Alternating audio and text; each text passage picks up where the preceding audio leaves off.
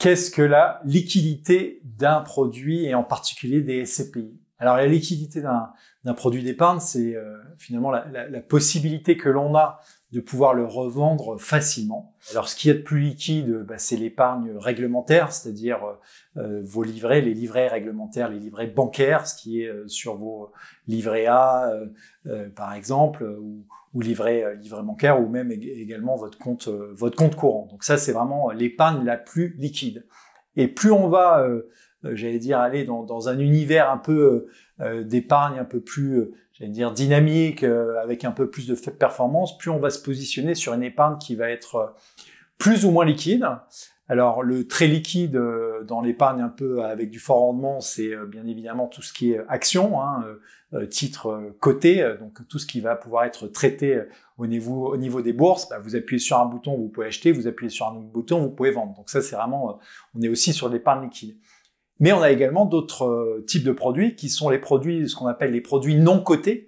Donc on a dans le non coté le private equity par exemple, on a l'épargne immobilière qui est sur du non coté principalement, avec les SCPI, les OPCI, les unités de compte, etc., les unités de compte immobilières.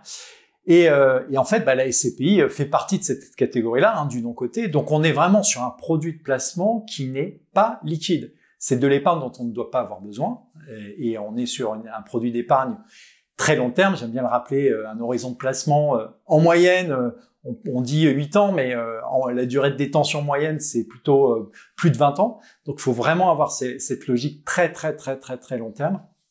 Et ce qu'on voit, c'est que quelque part en 2023, il y a eu des sujets de liquidité sur les parts de SCPI, et ça montre à quel point il est important de surveiller comme le lait sur le feu la liquidité d'un produit. Alors au sein de meilleurscp.com, sur notre agrégateur, on a créé cet indicateur de liquidité qui vous permet de suivre semestre après semestre, parce que c'est un indicateur qu'on met à jour semestriellement, la liquidité de votre portefeuille de SCPI, et c'est un point qu'il faut regarder régulièrement pour avoir une bonne compréhension de son portefeuille. Voilà, donc la liquidité, quelque part, c'est important dans son patrimoine.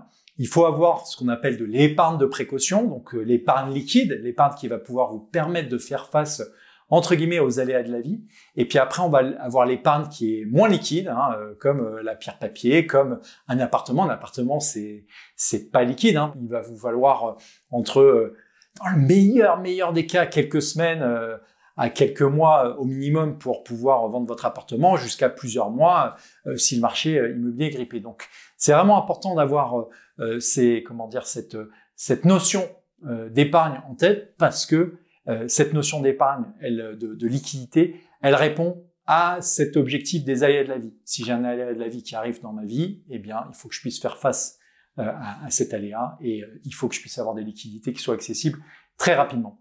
Si vous avez une question, une recommandation, une suggestion, n'hésitez pas à nous suivre sur meilleurscp.com. On se fait toujours un plaisir de participer à l'éducation financière, et si vous avez des questions, on y répond à chaque fois. À très vite sur meilleurscp.com.